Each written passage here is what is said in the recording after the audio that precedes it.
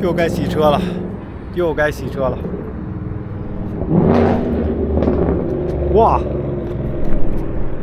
听见了吗？听见了吗？这是男人要听的声音。男人要听的。出事了，出事了！美国果然是汽车界里的带头大哥啊！美国啊，不愧是世界的汽车工业的领头羊。昨天出了一件大事啊！昨天美国特朗普总统啊签署一项法案，完全推翻了之前布拉克豪塞因奥巴马啊，布拉克豪塞因奥巴马就是这个奥巴马总统的全名啊。在他时期的一个环保政策，那么这个政策里边包含的一项对汽车上有一个功能啊，取消了这个功能。特朗普取消了这个功能，就是以后的汽车制造商不必强制去往这个汽车里塞这个功能。什么功能呢？叫发动机自动启停技术。什么叫发动机自动启停技术啊？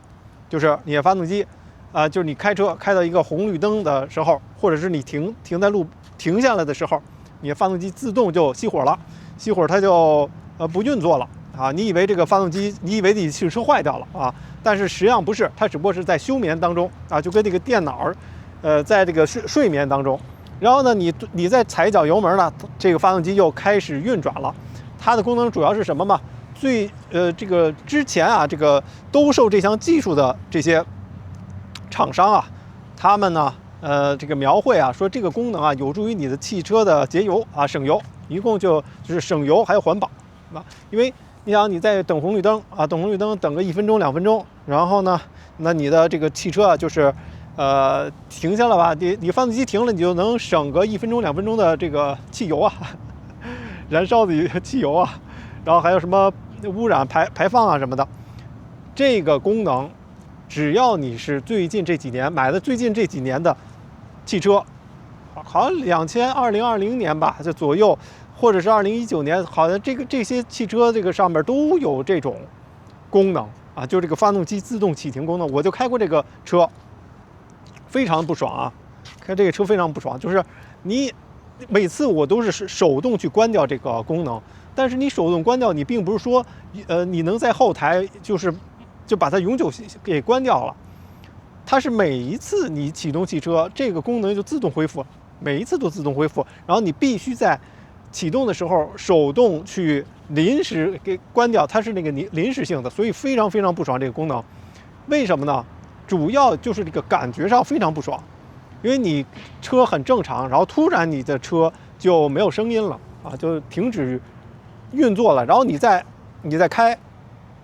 然后你再重新开这个车，就感觉非常的别扭，非常不爽啊！这个功能啊，不仅我之前我曾在我的视频里多次说过，我就不喜欢这个功能，所以这是为什么我买的这款，也是我喜欢我这款马自达 CX-50的其中的一个原因吧。因为马自达 CX-50，知道吧？这个车它实际上就没有这个功能，它就没有这个功能。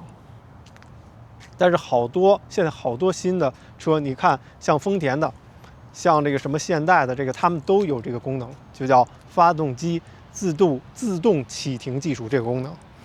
所以我这车就没有。让我来告诉大家为什么这个功能非常的不好啊！而且这个也印证了我的话。昨天特朗普啊那个发布会，特朗普总统的发布会上。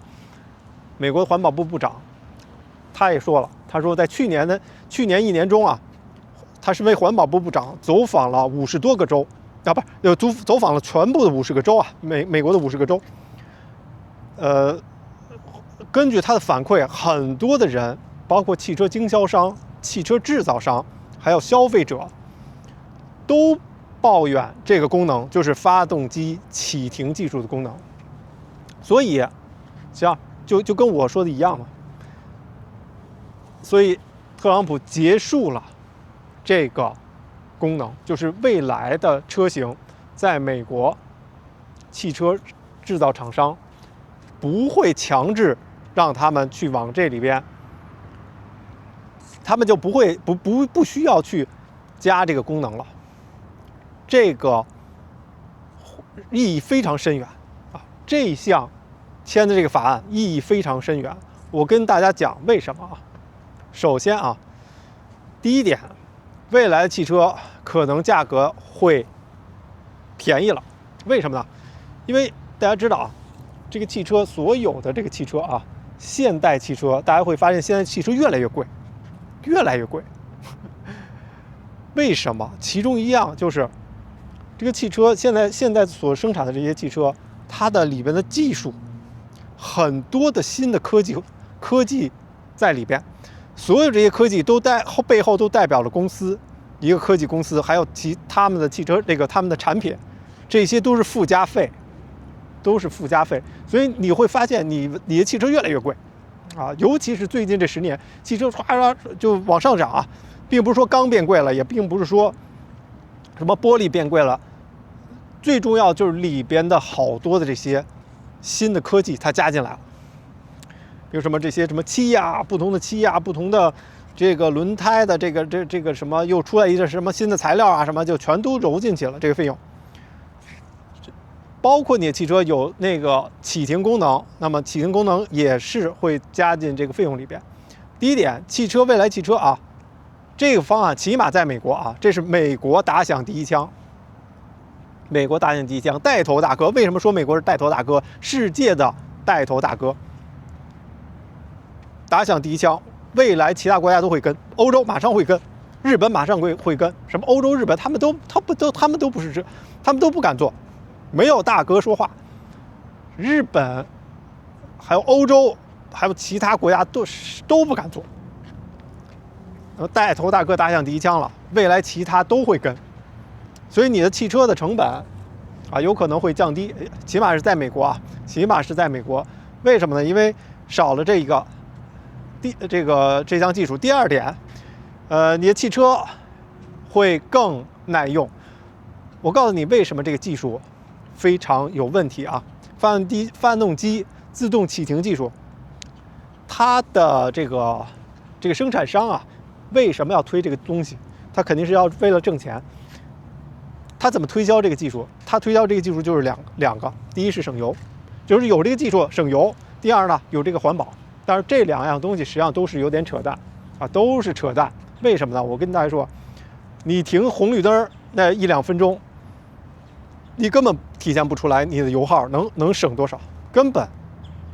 环保更是扯淡，因为你根本。作为人类来说，你感觉不到，也体验不到任何东西，就跟那个你买一个音箱，100块钱音箱和1000块钱的音箱，你去听它的音质，你根本正常的耳朵根本听不出来。它为什么会卖那么贵的音箱？他说了，我用专业设备能检测出来这个音质，人的耳朵根本听不出来，就跟那个意思是一样的。那么，也就是说，发动机。启停技术，你的油耗省，还有那个什么这个环保，这些都是在实验室里做出来的。实验室里和真实的车况、路上车况是完全不一样的，啊，不可能去按真实情况来算这些油耗。但是这个发动机启停技术的缺点，我跟大家说啊，它对你汽车的这个发动机损耗非常大。它一停一起，它损耗最多的就是那个启动马达还有电池，这两样损耗的是最大的，啊，这两样损耗是最大的。所以这两样你未来会换得更频繁啊，保养起来也会更贵，这是一点。还有一个缺点就是，发动机启停技术会大大影响你这个汽车的加速性。当然了，一般人啊买汽车啊，这个不是特别注意这加速性，但是呢，就是当你启动汽车的时候会明显感觉到就是慢起来，因为它有这么一个发动机启停技术，它毕竟是需要时间去启动，就跟电脑你把它弄到睡眠状态，你重新唤醒它还是需要时间啊，不可能像这个你一直开着电脑那么快。所以这也是为什么我想马自达作为一个做运动汽车这个出身的这么一个品牌，它没有用这个技术也是其中一点，因为用这个技术肯定是影响它的运动性啊，影响它的加速性，这方面。然后还有一个这个缺点呢，就是它的这个里边电子元件啊，因为发动机启停技术全靠电脑啊，靠电脑，还有里边的什么这个芯片啊，越多的电子元件会越影响到这个汽车，就会越容易坏掉，这个汽车就会越容易坏，维修啊上面这个几率大大的增加，所以发动机启停技术终于告别历史。特朗普，美国啊，带头大哥啊，打响第一枪。后期看哪个国家会跟，日本应该马上就会跟，然后呢，起码在美国的日本车商都会跟，然后欧洲肯定会跟，啊，所以这个让汽车变得更有意思，就是回到了最初的初衷啊，汽车开起来有这个乐趣啊，有乐趣的这么一种产品。